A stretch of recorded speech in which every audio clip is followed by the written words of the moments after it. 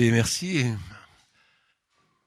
louange à Dieu pour sa bonté, pour sa grâce et pour la façon extraordinaire dont il fait précéder sa parole par un temps de conduite prophétique. Moi, je suis émerveillé de voir comment cette matinée a été conduite et de voir comment tu as parlé de cette notion de réveiller l'amour. En fait, ce message, je l'avais destiné à une église, c'était l'église de Montauban, pour sa dédicace qui a eu lieu il y a 3 semaines. Je cherchais Dieu et je ne voulais pas donner quelque chose d'ordinaire. Je voulais que ce soit quelque chose qui marque l'assemblée, qui marque l'église de Montauban, la CCM. Et puis alors que j'étais dans mon jardin, c'est souvent dans mon jardin que je reçois des révélations, le Saint-Esprit tout à coup s'est révélé à moi par une parole prophétique d'un prophète qui s'appelle Malachie. Et Malachie, dans le chapitre 3, verset 1er, il dit en substance, « Voici, j'enverrai mon messager. Il préparera le chemin devant moi, et soudain entrera dans son temple le Seigneur que vous cherchez, et le messager de l'alliance que vous désirez. Voici, il vient, dit l'Éternel des armées. Qui pourra soutenir le jour de sa venue? Qui restera debout quand il paraîtra? Car il sera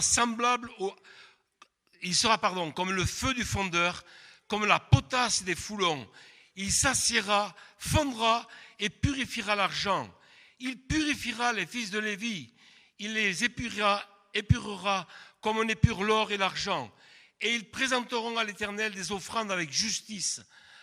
Alors l'offrande de Juda et de Jérusalem sera agréable à l'Éternel, comme aux jours anciens, comme aux années d'autrefois. Seigneur, merci pour la puissance de ta parole qui a la capacité de bouleverser, de changer et de transformer nos vies. Ce matin, nous l'accueillons comme la parole de Dieu, comme la parole qui vient pour engendrer cette passion et une nouvelle dimension dans le service de la présence de Dieu. Et nous croyons que ton esprit agit dans les cœurs, dans les esprits, et que plusieurs vont être changés dans cette matinée par le nom souverain de Jésus. Et tout le peuple répondit Amen. En fait, il y a 2 événements qui ont marqué ce temps. Et en fait, ce temps a été marqué par un souvenir que j'ai lu concernant l'histoire de l'église d'Auch. J'ai un neveu qui s'appelle Fabien, c'est un vrai de Benet, rebelle et passionné. Et ce jeune homme, pour moi, puisqu'il est bien plus jeune que moi, et il a écrit un livre qu'il vient de m'envoyer. Il a commencé son livre il y a 20 ans, il vient de le terminer maintenant. Et dans son livre, il fait référence à l'église d'Auch. Et il parle d'une convention qui a eu lieu en 1995. C'est pas aujourd'hui, Philippe. Et il disait, alors que nous étions réunis, je pense que c'est une salle du Mouzon, il me semble, une grande salle.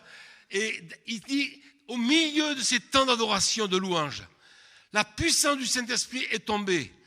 Et plusieurs dizaines de jeunes sont retrouvés par terre, ivres du Saint-Esprit du Seigneur. Et la gloire de Dieu s'est répandue dans toute l'assemblée.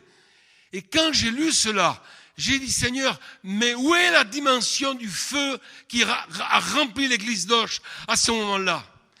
Et cela m'a donné le désir de revoir ce que Dieu a fait autrefois. Amen. On dit que Dieu refait l'histoire. Le deuxième événement qui nous permet de voir les choses bouger dans nos vies et dans l'église, c'est le fait que nous prenons position quand Dieu nous a parlé et que nous ne bougeons plus de la position que Dieu nous a donnée. Il y a beaucoup d'années de cela. Ça concerne Jean et Isabelle. On a eu une première convention, une première école prophétique sur les hauteurs d'Auch. Et le Seigneur m'a dit, invite Jean. Et Jean est venu. Et il y avait comme une fronde et un vent d'opposition à cette invitation. Mais comme l'Esprit de Dieu m'avait parlé, j'ai tenu ferme pour que Jean vienne servir cette école prophétique. Et ça a été un temps absolument énorme, particulier. Un temps où Jean a été tellement visité, où j'étais tellement visité, où l'ensemble de cette école a été puissamment visité par le Saint-Esprit. Et de là, et j'en parlerai tout à l'heure, a découlé une œuvre de justice.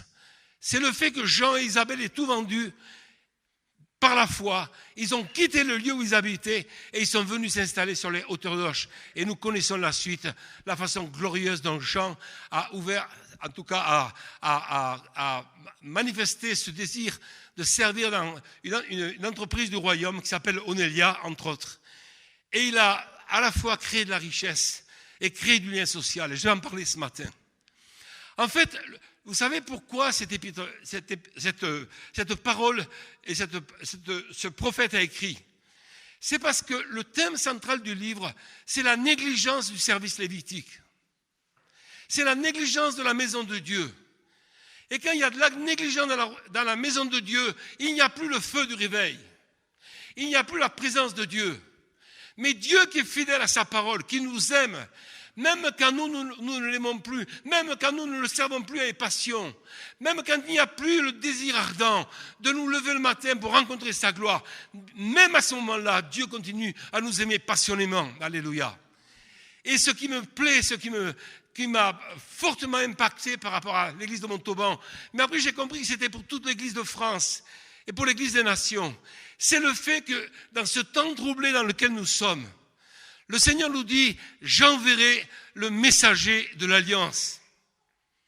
Je vous enverrai le prophète Élie, il dira, à la fin de son livre, chapitre 4, afin qu'il ramène le cœur des pères à leurs fils et le cœur des fils à leurs pères, dont le Seigneur de gloire va faire précéder sa venue par un messager. Et ce messager, on sait que c'est Élie, mais on sait aussi que c'est Jean-Baptiste.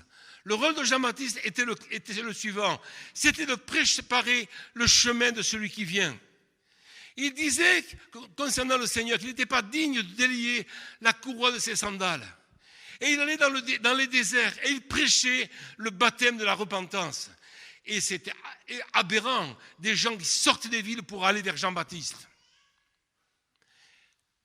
Et Jean-Baptiste a été celui qui a préparé le chemin du Seigneur. C'est-à-dire qu'il a amené la conscience d'un Dieu de sainteté qui n'était plus servi avec passion dans sa maison et dans son temple. Voilà un peu le pourquoi de ce chapitre 3.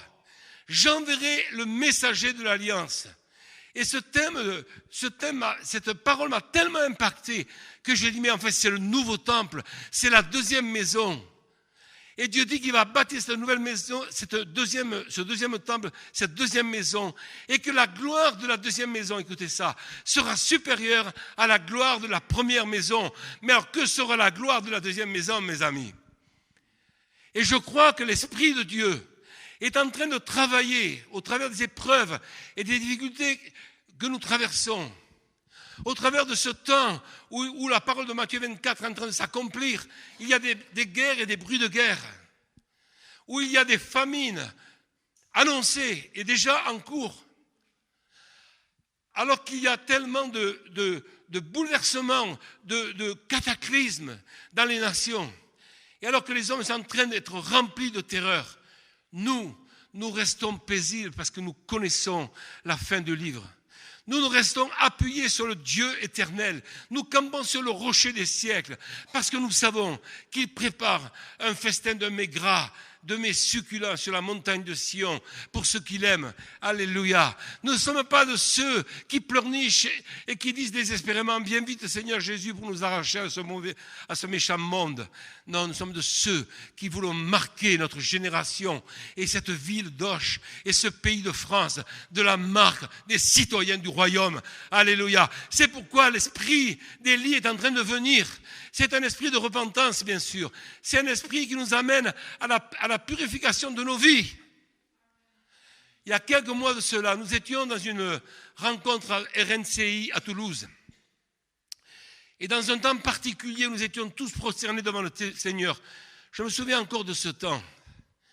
Il y avait une recherche assidue de toute cette équipe apostolique.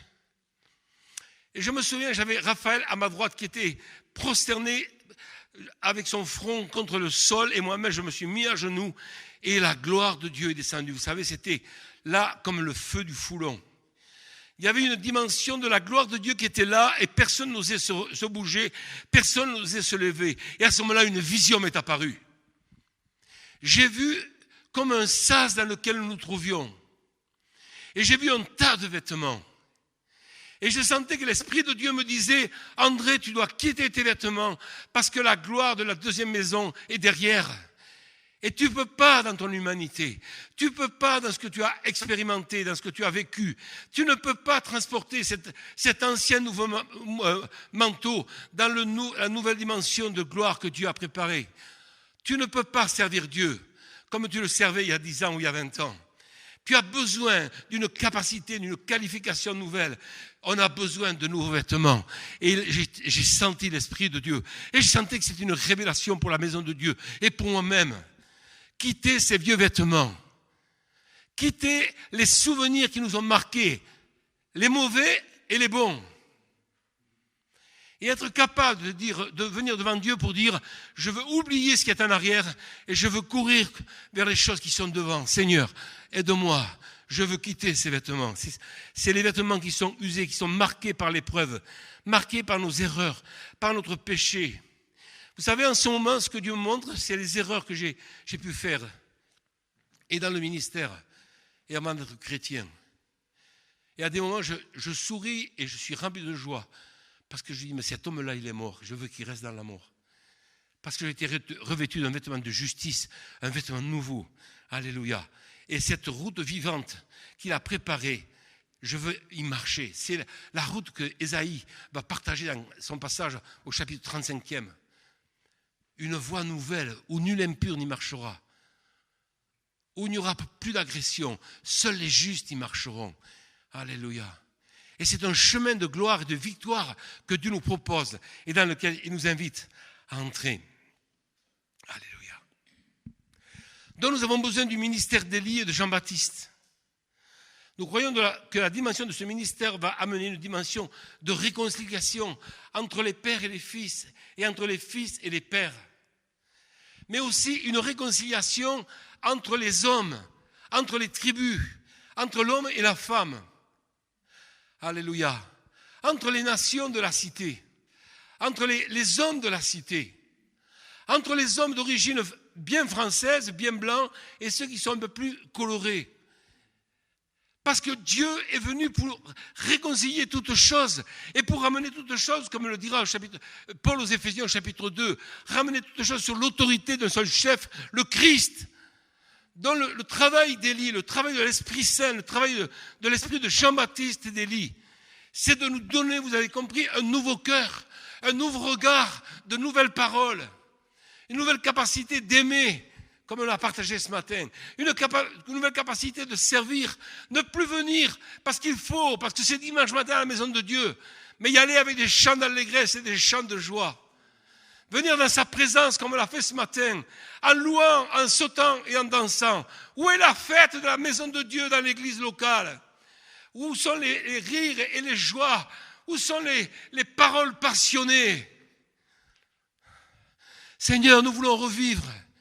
Nous voulons connaître cette gloire de la deuxième maison où ta sainteté va se manifester avec puissance. Le deuxième point, c'est qu'il nous est dit que le roi va faire son entrée dans son temple pour ceux qui le cherchent.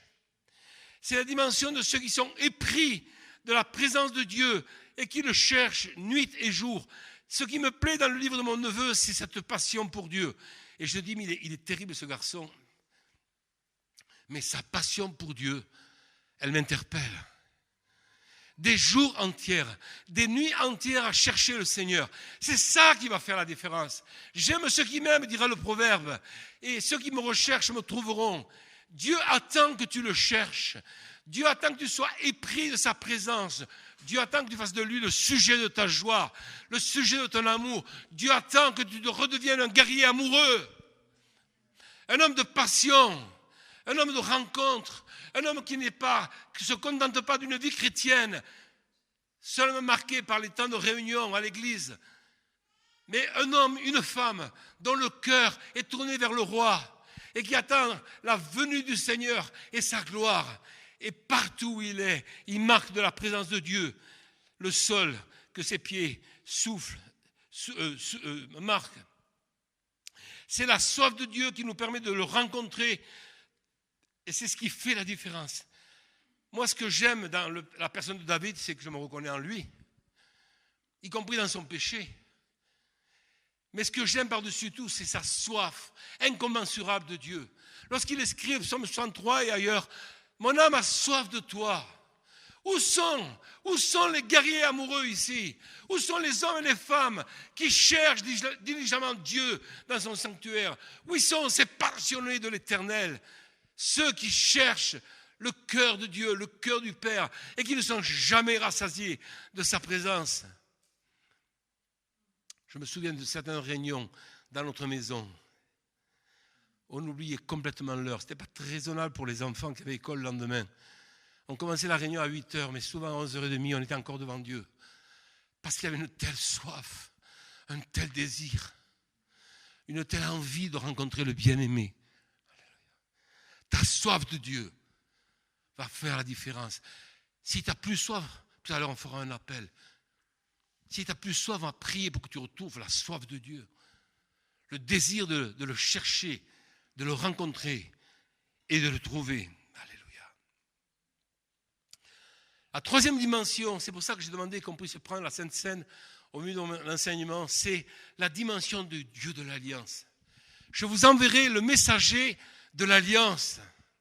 Moi, ce qui me plaît, c'est pas que les hommes aient fait alliance avec Dieu, mais ce qui me plaît, c'est que Dieu ait fait alliance avec nous. C'est pas nous qui l'avons cherché, c'est lui qui est venu nous chercher et qui nous a trouvés. Et il a fait alliance avec nous comment? Par le sacrifice. Par le sang de l'agneau, par le sang de son fils, il a fait alliance. Et tu sais pas, il veut faire alliance avec toi ce matin, par son sacrifice parfait. C'est une alliance éternelle. C'est une alliance sainte. C'est une alliance irrévocable. C'est une alliance d'amour. C'est une alliance éternelle. Je t'ai aimé d'un amour éternel. C'est pourquoi je te conserve ma bonté. Même quand tu ne le cherches pas, même quand tu es trouvé en défaut, il continue à t'aimer désespérément et à te chercher. Et il aimerait tellement te rencontrer ce matin. C'est pourquoi, alors que nous allons prendre le repas du Seigneur dans quelques instants, je voudrais inviter chacun de vous à renouveler la dimension de l'alliance de grâce. L'alliance dans le corps de Jésus, dans le sang de Jésus. L'alliance fraternelle. Tout à l'heure, notre frère a terminé en partageant le fait que la dimension à laquelle le Seigneur nous appelle, c'est de nous aimer les uns les autres.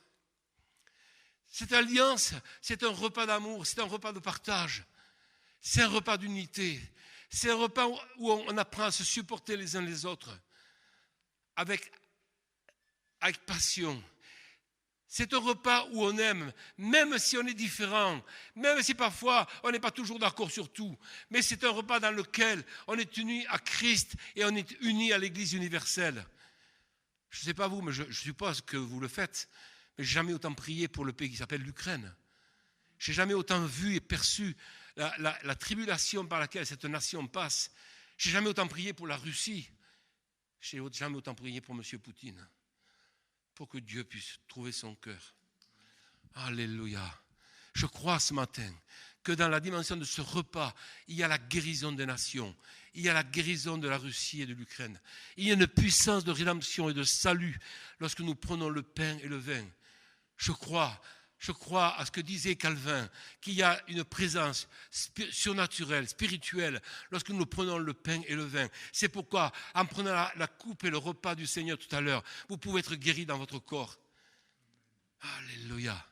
Béni soit le Seigneur Jésus. Est-ce que vous voulez ce matin être renouvelé dans cette alliance?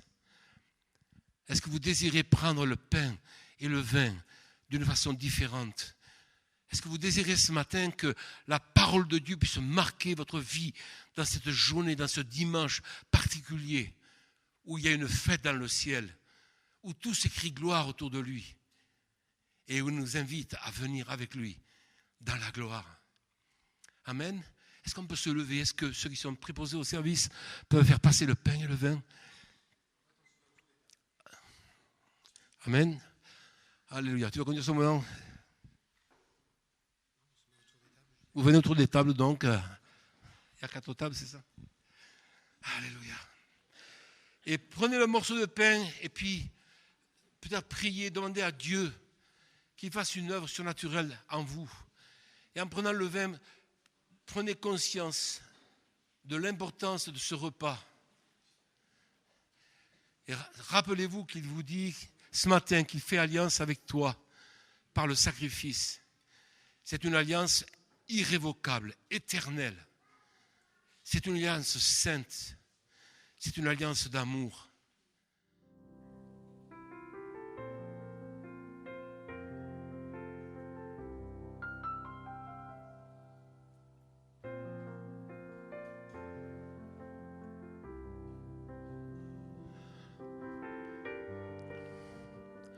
Peut-être que tu réalises qu'il n'y a pas eu encore d'alliance entre toi et le Seigneur. Peut-être que tu n'as pas encore donné ta vie pleinement. Mais dans ce temps, tu perçois quelque chose dans ton cœur. Il y a une palpitation particulière. Et tu ressens la voix de l'Esprit qui t'appelle. Et si tu veux ouvrir ta vie à Jésus et devenir chrétien ce matin, un vrai, pas de nom, pas à cause de ton père ou de ta mère, même pas à cause de l'église à laquelle tu appartiens, mais parce que tu veux faire la rencontre avec ce Jésus de gloire.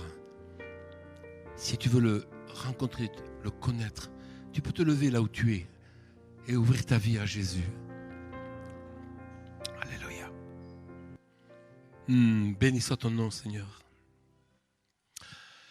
La quatrième dimension dans ce message qui paraît forte pour nous, c'est le fait que ce Jésus qui se présente, est un être glorieux.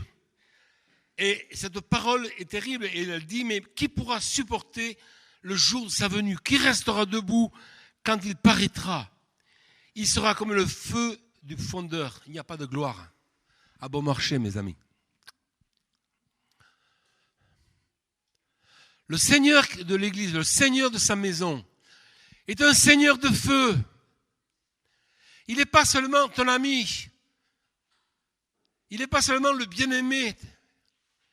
Mais il est le Seigneur de gloire, le Seigneur de feu. Le Seigneur que Jean a rencontré dans l'Apocalypse. C'est un Dieu de gloire qui veut se présenter à nous. La révélation que Dieu va faire par le Fils demain et dans les jours qui viennent va être une révélation pour plusieurs de Jésus de feu. Nous avons besoin de faire de la place, comme Jean a fait de la place lorsqu'il rencontre le Seigneur dans Jean 1, verset 12. Je me retournais pour connaître quelle était la voix qui me parlait. Et après m'être retourné, je vis 7 chandeliers d'or. Et au milieu de 7 chandeliers, quelqu'un qui ressemblait à un fils d'homme, vêtu d'une longue robe, et il y a une ceinture d'or sur la poitrine. Sa tête et ses cheveux étaient comme blancs, comme de la neige, blanc, comme la laine blanche, comme de la neige. Ses yeux étaient comme s'il eût été embrasé dans une fournaise, et sa voix était comme le bruit de grandes eaux. Il avait dans sa main 7 étoiles. De sa bouche sortait une épée aiguë à 2 tranchants. Et son visage était comme le soleil lorsqu'il brille dans sa force. Quand je le vis, je tombai à ses pieds comme mort. Il posa sa main droite et me disait, ne crains point, je suis le premier et le vivant. J'étais mort et voici je suis vivant au siècle des siècles. Je tiens les clés de la mort et du séjour des morts. Wow. Quand nous étions dans cette rencontre RNCI à Toulouse, dans ce temps particulier devant Dieu, il y avait cette dimension de la gloire qui s'est approchée de nous. C'est pour ça que personne ne bougeait, personne ne priait, personne ne pouvait se relever. Et quand Raphaël s'est relevé, je me souviens qu'il est intervenu, il a dit, il y avait comme un poids tellement écrasant qu'il m'était impossible de me retenir debout sur mes jambes. Quand la gloire de Dieu vient, quand le feu du Seigneur s'approche de sa maison, alors c'est comme si notre humanité était liquéfiée. Et il faut qu'on connaisse des temps comme ça. Il faut que la crainte de Dieu revienne dans sa maison. Il faut que cette crainte de Dieu, pas la peur de Dieu, la crainte de Dieu. Le sentiment qu'il est le Dieu qui voit, qui sonde, qui connaît, qui perçoit. Avant que tu parles, il sait déjà ce qu'il y a dans ta bouche. Il connaît ton commencement et il connaît ta fin. Mais ce matin, il veut te dire une chose. Je veux te rencontrer comme Jean m'a rencontré. Je veux te faire connaître qui je suis. Je veux te montrer ma gloire pour que ton humanité tombe à mes pieds, non pas pour mourir, mais pour être régénérée et renouvelée Alléluia, Seigneur, nous voulons rencontrer ce Dieu, ce Jésus de feu. On réalise notre besoin de recoller à quelque chose qui nous amène plus loin, plus haut. Alléluia. Et la dimension de ce 5e point, c'est le fait qu'il va y avoir une purification profonde des fils de Lévi, des sacrificateurs, qui se retirent de l'iniquité, quiconque prononce le nom du Seigneur. Vous savez, quand on parle de la gloire de la deuxième maison, moi je pense toujours à la gloire de la première maison.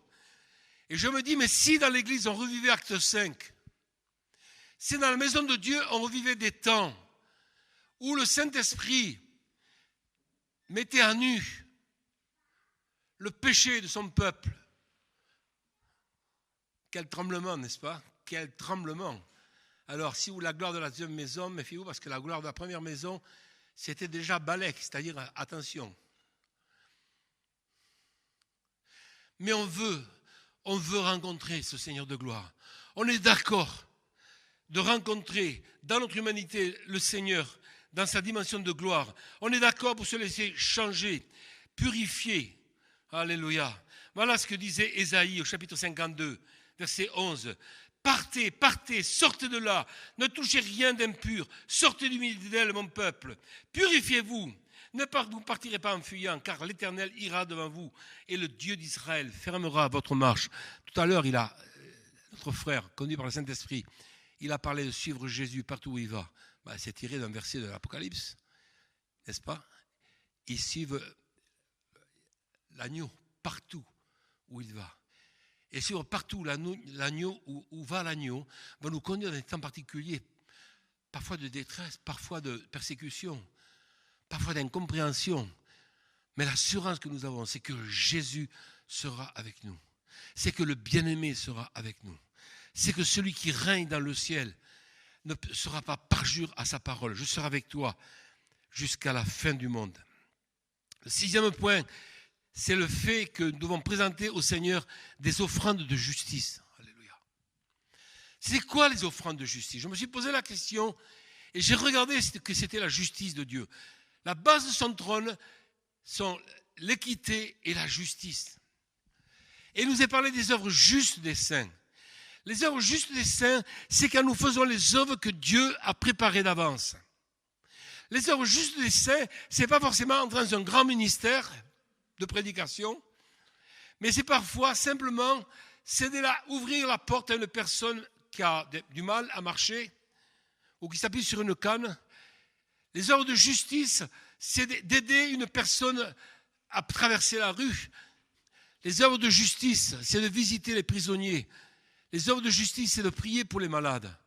Les œuvres de justice, c'est faire ce que l'Église a fait pendant tellement d'années et que certains d'entre vous font encore. Je me suis souvenu de l'accueil de jour et de l'accueil de nuit qu'il y a eu à Auch. Je me suis souvenu de ce qui était fait le samedi et comment tant d'hommes et de femmes de la région occitane ont connu la grâce de Dieu par le moyen de la maison de Dieu. Les œuvres de justice, c'est ce qui nous permet d'apporter Jésus dans le quotidien de nos vies.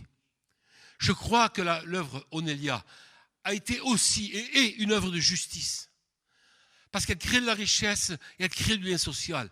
Elle rapproche les hommes entre eux et elle apporte une espérance à ceux qui n'ont pas. J'aime les témoignages de Jean quand il raconte comment certains des employés ont demandé la prière et parfois ont trouvé le Seigneur par des œuvres de justice. J'aime ce que fait notre sœur Élodie à Agen, je ne sais pas si vous la connaissez. Élodie est une sœur magnifique qui a été saisie par le Saint-Esprit et qui a levé, avec le secours des hommes de Dieu de la cité, un restaurant solidaire qui non seulement crée de la richesse, crée du lien social, mais qui est une œuvre reconnue par les autorités politiques d'Agen et les autorités ecclésiales. Cette femme est partie simplement avec la vision de servir son prochain. Pour elle, c'était insupportable de voir des gens dans la rue qui n'avaient pas à manger. C'était insupportable de voir tant de personnes déshéritées qui étaient repoussées toujours plus loin dans leurs ténèbres. Et son cœur de femme de Dieu s'est laissé interpeller par Dieu. Elle a osé, comme Déborah, comme ces femmes de Dieu, de la parole de Dieu, elle a osé se lever et lever une œuvre de justice. Elle a ouvert un restaurant qui donne à manger jusqu'à 100 personnes le midi et 100 personnes le soir. Elle a embauché des personnes qui étaient mises au banc de la société. Elle a permis à des personnes d'être réconciliées au sein de leur famille, avec leurs enfants. Elle est un instrument de la grâce de Dieu. Et vous savez, moi je suis comme ça. Je dis, mais Seigneur, je suis enseigné par cette femme. Des œuvres de justice qui vont porter un poids de gloire jusque dans l'éternité.